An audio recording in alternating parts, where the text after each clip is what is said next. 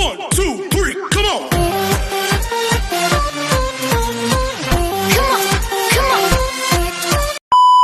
Hello beautiful people! Welcome back to my channel. This is your Mama Sam. Hola mga amigo, amiga, kumare at kumpare. Kamusta kayong lahat? Sana lahat po kayo ay okay at safe ngayong araw na ito. At syempre, ko naman ang tatanungin nyo. Nakikita naman ninyo ang beauty ng Mama Sam ninyo. Fresh overload pa rin, di ba? Ganyan talaga kapag umiinom ka ng maraming vitamin C plus kumakain ka ng maraming banana. Dahil sa banana, mas nakakaloka ang kagandahan ng Mama Sam ninyo. Charot! So, kamusta naman kayong lahat? Sana lahat kayo ay okay na okay ngayong araw ng Saturday. So, happy Saturday sa atin lahat ng bonggang-bongga. Oh my gosh, ang bilis ng araw, no?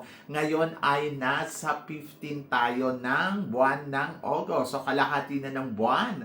Kamusta naman? Grabe. Nakakaloka. At bukas nga ay birthday ng kapatid ko. Happy birthday! Katatapos lang din ang birthday ni Nu. And then, after ng birthday ni Nu, ng birthday ng kapatid ko, ako naman ay sa August 25. Kaya, sa mga gustong magregalo dyan, baka naman.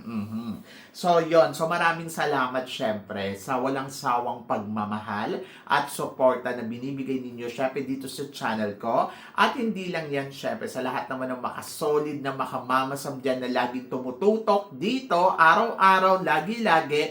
Maraming salamat guys sa inyong lahat. Kaya naman, ngayong araw na to, marami akong hatid na chika sa inyo na talaga naman, oh my gosh, magtataas ang kilay ninyo ng bonggang-bongga sa mga pag-uusapan natin ngayon.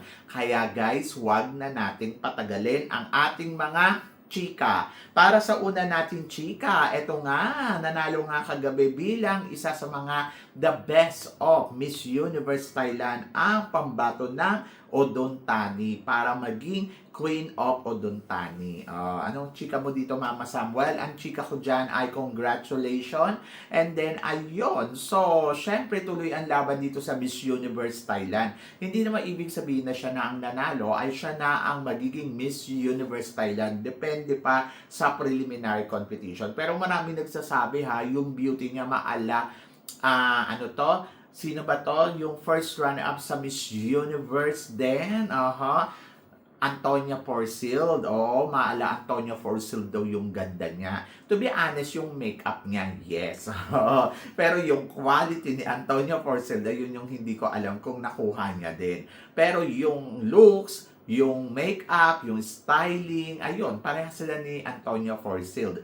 Pero ang tanong, yung atake, yung talino, yung quality ni Antonia Porcil, parehas nga ba? Ayun yung lagi kong sinasabi, kahit pagayahin natin ang gayahin ng isang tao, kung hindi naman kayo parehas ng quality, wala din. So, kasi ang pinag-uusapan dyan yung quality. Kaya yun naging first runner-up sa Miss Universe because of her quality. And then, ayun, hindi ko alam kung anong meron sa kanya. So, malalaman natin yan sa coronation ng Miss Universe Thailand kung siya nga ba ay isa sa mga magiging Miss Universe Thailand. O, diba? So, good luck. Maganda siya sa maganda. Kala ko nga sa Emma Tiglaw eh. Charot! So, yan. At para naman sa sumunod na chika, ito nga, syempre, welcome to Vietnam. Dahil ang mga pambato ng Miss Cosmo ay pupunta para sa press con ng Miss Cosmo at Mr. Cosmo. Anong chika mo dito, Mama Samuel? Ang chika ko dyan ay, syempre, happy ako. And then, ayan nga, syempre makikita din natin dyan si Mr. Cambodia at saka si Miss Cambodia Cosmo. And then, ayun. So, looking forward ako kung anong magiging eksena dito sa Miss Cosmo ngayong taon na to at kailan ba ang pageant nila. So, mag-a-announce na yan after ng press con. And then, syempre, ang ating pambato, hindi ko alam kung pupunta pa siya dyan. So, kung kasama siya dyan ay bongga, winner. So, looking forward din ako kung makikita ba natin dyan ang ating pambato. Kasi, nung mga nakaraang taon, syempre, umattend din naman si Chelsea Fernandez, tapos Atisa Manalo. So, hindi ko alam kung ngayong taon na to ay mag-a-attend din ba ang Miss Cosmo natin na si Bella Ismael. And then, of course, I'm so excited for Bella Ismael sa magiging eksena at ganap niya dyan. And then, tignan natin kung anong meron at kung sino ang bongga, sino ang kabog, sino nga ba ang panalo. Si Miss Indonesia dumating na. Actually, bukas ba or sa 18? So, ayun, nandiyan na si Miss Indonesia, dumating na siya dyan sa Vietnam. So, si Miss Cosmo Indonesia, hindi pa rin ganun kabongga yung beauty. Charot, so yun. And then, good luck na lang sa kanila, no? And be happy. And then, para naman sa sumunod natin, chika, ito nga, pambato natin sa Miss Charm. So, kanina, kaibigan ko, pinag-uusapan namin. Tinatanong niya ako kung ano ang mararating ni April Smith dito sa Miss Charm. Maraming nagsasabi na si April Smith kulang sa charm, hindi naman daw ganun kaganda. Ayun, ganun yung lagi kong naririnig. Pero para sa akin, yung quality kasi ni April Smith, 'di ba? Kung iisipin mo, hindi lang naman yung charm hindi lang naman yung beauty. Yung title, hindi ko alam kung makukuha niya, pero kumpiyansa ako na kaya ni April Smith na makarating sa at least top 3 ng competition na to, or maging first runner-up, second runner-up, hindi natin alam. Pero kasi ang pinangahawakan ko kasi sa kanya, yung galing niya pagdating sa yung execution na tinatawag, katulad ng pasarela, magaling siya dyan. Tapos pagdating kung paano siya umatake sa evening gown. At the same time, nakakasagot. Kaya parang feeling ko, matibay si April Smith bilang kandidata natin sa Miss Charm kasi meron talaga siyang ibubuga. Kumbaga parang alam niya kung paano makipag-compete. Yung tinatawag na competition, alam niya kung paano ibibigay. Kasi para sa akin, napaka-importante sa isang kandidata, yung marunong ka sa competition talaga. Yung palaban, yung alam mo yung gagawin mo at kaya mong pa-impress yung mga huradong nanonood sa'yo, di ba? So, yun yung importante sa akin. Bukod doon, syempre, sa ganda. Yung ganda, yes, nakakatulong siya para manalo ka ng competition or para manalo ka sa isang beauty pageant. Pero kasi, syempre, iba pa din kapag meron kang baon na, alam mo yun, yung magaling ka talaga sa execution na tinatawag. Yung alam mo kung paano lalaruin yung pageant. Katulad na nakikita natin sa mga kandidata natin dito sa Miss World, sa Asia, di ba? So, alam niya kung paano lumaban. And napaka-importante nun na marunong ka sa competition. At the same time, nai-enjoy. So, yan, sa April Smith, parang feeling ko, hindi siya basta-basta na alam mo, pupunta siya dyan na maagrabyado lang or masasayang. Marami tayong mga beauty queens na magaganda na napadala na natin sa beauty pageant pero hindi sila nanalo. Yung kadalasan pa nga sa kanila ay hanggang top 20 lang. Like example, Cyril Payumo hanggang top 20 lang siya last year. Hindi na siya umabot sa next round at saka sa next round pa, di ba? Pero kung iisipin mo, yung ganda ni Cyril Payumo, very charm talaga, di ba? But ayun nga hindi lang kasi siya sa ganda, sa kabuuan yan ng iyong execution, kung paano mo siya inilalaban talaga. And I think April Smith may ibubuga. I'm looking forward for April Smith sa magiging laban niya dito dahil alam ko na lalaban ang April Smith. Yun talaga. Yes, possible na mag-top 3 talaga siya. Kung hindi man siya manalong title, feeling ko makakarating talaga siya sa dulo ng competition. At malay mo, mag-title pa, diba? So, yon. And then, good luck. At para naman sa sumunod natin, chika, she is the next Miss World. She will be the next Miss World. Ayan, si Miss India daw. To be honest, kung beauty ang pag-uusapan, may beauty.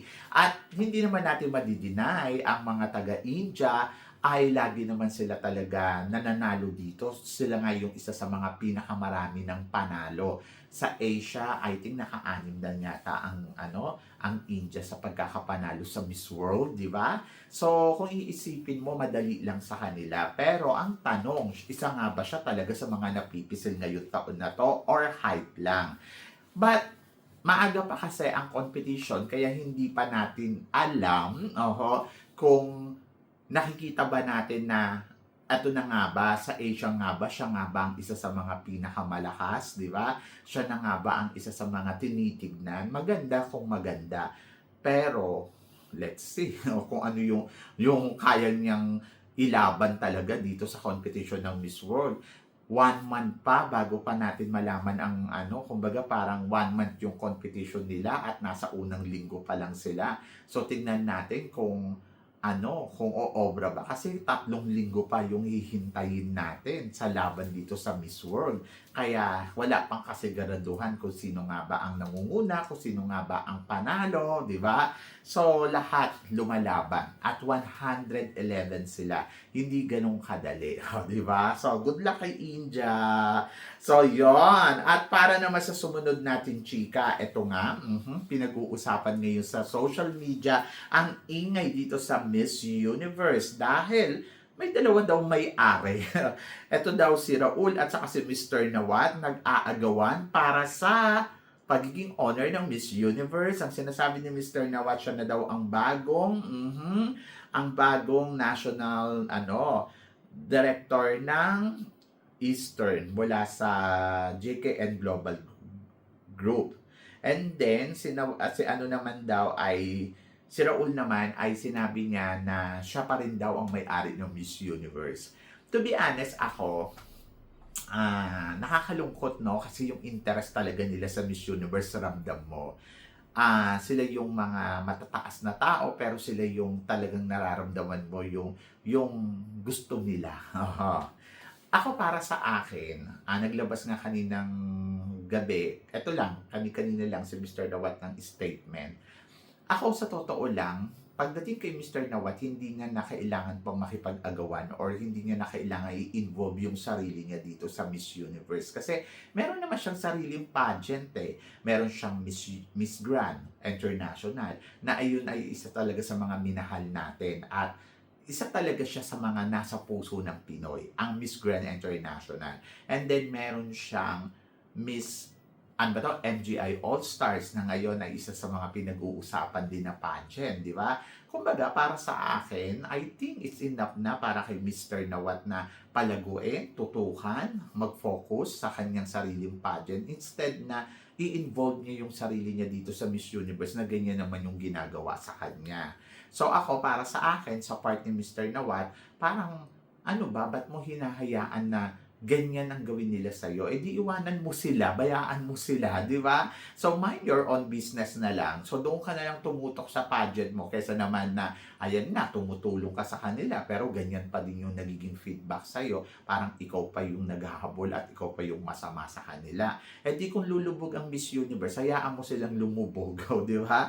Wala namang mawawala sa'yo kung lulubog sila di hayaan mo na sila. Diba? Yun na lang yung akin. Para maiwasan yung mga, kasi nangingailangan, kasi ganito, kasi ganyan. Tapos pag nagsalita ka na ikaw na yung tumulong, ikaw pa yung masama. Ayun yung sa akin, sa part ni Mr. Nawat. Better na, I think, mag-focus siya sa sarili niyang pageant. Kasi, you always said that Miss Grand is always number 1. So, doon ka na lang sa number 1. Bakit kailangan mo pa dyan sumausaw sa Miss Universe, di ba? Tapos ang ending, ikaw pa yung parang sa kanila. So, ayun lang yung akin. So, eto naman si Raul. Ako naman, tanggap ko naman na si Raul yung may-ari ng Miss Universe. And then, kung ano yung gusto niyang gawin sa pageant na yan, nakakalungkot pero wala tayong magagawa. So, ako para sa akin, kailangan ba isalba? Kailangan ba kung lulubog, din lumubog na. Sila na nga rin na nagsasabi, matanda na si Miss Universe, 75 years na may napatunayan si Miss Universe sa atin. Kumbaga, parang sa katandaan na ni Miss Universe, Diyos ko naman, Diyos ko, parang naging matatag at matibay na yan. And then, yung history niya, mananatili sa puso natin, di ba? So, yun. So, ako para sa akin, gandahan na lang nila yung Miss Universe ngayon sa Puerto Rico. And then, tingnan natin kung ano yung maibibigay nila sa ating bonggang production, bonggang winner, yung mga tipong ganon. Basta, magtiwala na lang tayo. Tingnan muna natin. Pag wala pa rin at pumalpak pa rin sila, ayun na yon. And then kay Mr. Nawat naman, para sa katatahimik din niya, syempre hindi na rin naman bata si Mr. Nawat. Parang better na lang na, alam mo yun, hayaan mo ang Miss Universe, hayaan mo silang lumubog. Di ba? Hindi ka naman superhero na parang isasalba mo pa sila. So, meron kang Miss Grand na kailangan mas tutukan, mas pagandahin, mas, alam mo yon, para lalong lumawak yung market sa mundo ng pageantry. And I always support Miss Grand. I love Miss Grand. So, yon. So, doon ako sa Miss Grand. Ganon. Kasi ang gulo-gulo. Ang gulo-gulo nila. Parang lahat sila. Kakaloka. So, yun. So, syempre, mahal natin si Mr. Nawat. So, ako para sa akin si Mr. Nawat, kung kaya niyang i-ignorin na lang yung Miss Universe, gawin niya na lang. Para sa ikatatahimik din ng peace of mind niya. Diba? So, yon. So, good luck sa Miss Universe. So, kung ano man yung mangyari dyan, ay nako, sana mapalitan na lang sila ng mga taong iba. Charot. So, yon. And then, ayun lang talaga. So, para naman sa sumunod natin, chika, Mama Sam, tingin mo, matinding kalaban kaya ni Miss Philippines dito sa Miss World ay si Miss Vietnam. So nakikita mo ba na ito ang isa sa mga magiging tinik sa kanya pagdating sa Miss World? Well, ang masasabi ko ay maaaring yes. Ako, to be honest, sabi ko nga kay Adam kanina yung nag-uusap kami, hindi naman ako nag-expect masyado talaga sa Miss World na, alam mo yon, ando doon kasi yung paniniwala ko na malaki yung chance nating manalo because of Asia. Sa Asia ay ginagawa niya yung best niya, nakikita natin yung trabaho niya, malinis, klaro, panalo, and looking forward ako kung ano yung magiging ending ng laban niya dito. So, nandoon ako na, yes, alam ko na may possibility talaga na makuha natin yung corona ng Miss World. May possibility din naman na maligwak tayo. Pero nandoon kasi ako sa part na parang, alam naman natin ang Vietnam pag nagpapapajan sila, laging bida yung mga reyna nila. At in fairness naman kay Miss Vietnam, maganda naman siya. At pwede siyang maging reyna, di ba? So, yon. So, ako para sa akin, kung ipapanalo nila si Vietnam, alam na natin yon na talagang minsan, pag kahit anong galing nung pambato natin, nagiging first runner-up lang talaga or nauuwi sa wala yung laban. But naniniwala ako na si Asia ay ilalaban niya ang Pilipinas hanggang sa dulo. And nakikita naman natin yung consistency niya, no? But nandoon ako sa part na, kung mapupunta kay Vietnam, di bahala sila. Basta magtiwala na lang tayo kay Asia. Yun yon. Kasi alam naman natin na pwedeng madihado dito ang ating pambato. So, yun yan. Kaya don't expect too much. I-manage ninyo yung expectation ninyo. Pero hindi ibig sabihin nun ay mawawala na kayo ng pag-asa na mawawala yung chance natin na manalo ng Miss World. Nandoon pa din. At yung maliit na chance na yung panghawakan na lang natin ng bonggang-bongga. Kasi pag pinanghawakan natin yon, in fairness naman, pwede tayo talagang manalo. Diba? So, yon. So, tiwala ang kailangan natin ibigay kay Asia. Pagkatiwalaan natin yung galawan na ibinibigay niya dito sa Miss World. And malalaman natin yan. So, ganun talaga competition to at wala naman tayong magagawa kundi magtiwala sa proseso. So, yon. At para naman sa sumunod natin, chika, pambato natin sa Miss Grand. Naghahanda na nga, syempre, etong pambato natin sa Miss Grand. At anong masasabi mo? Well, ang masasabi ko ay bongga yan. Alam naman natin na malakas naman talaga yung laban niya sa Miss Grand dahil alam natin na yung experience niya ay experiences talaga. At alam niya kung paano niya ilalaban yung sarili niya. Pero syempre, kailangan niya pa rin ng paghahanda. Ngayon yata ay nasa top 3 list siya or top 2 sa mga survey. At ayun, tingnan natin kung ang Miss Grand Philippines natin ay kakabog nga ba sa India. For now, hindi ko nakikita yung back-to-back win kasi for sure naman, another queen na yung mananalo dyan, hindi na si Philippines. Pero umaasa ako na makakakuha pa rin ng matinding pwesto or top position ang ating pambato. Feeling ko makakarating siya sa top 5. So kakayanin niya yan. And good luck sa magiging journey niya dito sa Miss World. So laban at tiwala ang ibigay natin sa kanya. At ang ating ang ating Miss Grand Philippines ay talaga namang aatake yan ng bonggang-bongga. Malay mo, di ba? Kung suswertihin pa tayo, makuha natin yung corona. So, basta tiwala lang sa ipapakita niya sa Miss Grand. Hindi Miss World, Miss Grand. Ganon. So, basta laban lang. So, yon. So, ako naman naniniwala naman ako na malakas yung pambato natin. At naniniwala naman ako na kakayanin niya yan ng bonggang-bongga. Diba? So, yon. So, kayo guys, ano guys ang masasabi ninyo dito sa mga pinag-uusapan natin ngayon? I-comment below mo yan para at least malaman ko naman kung ano naman ang chika mo dito sa mga tinatalakay natin. Syempre maraming salamat po sa inyong lahat sa love and support, sa mga hindi pa nakaka-follow at nakaka-subscribe. Baka naman please don't forget to click like and subscribe my channel at i-click nyo na rin po ang notification bell to more updated syempre sa aking mga chika. Sabi ng ganon, always keep smiling and laban lang. So guys, hanggang dito na lang. Hanggang sa muli nating chikahan. See you tomorrow. Thank you guys.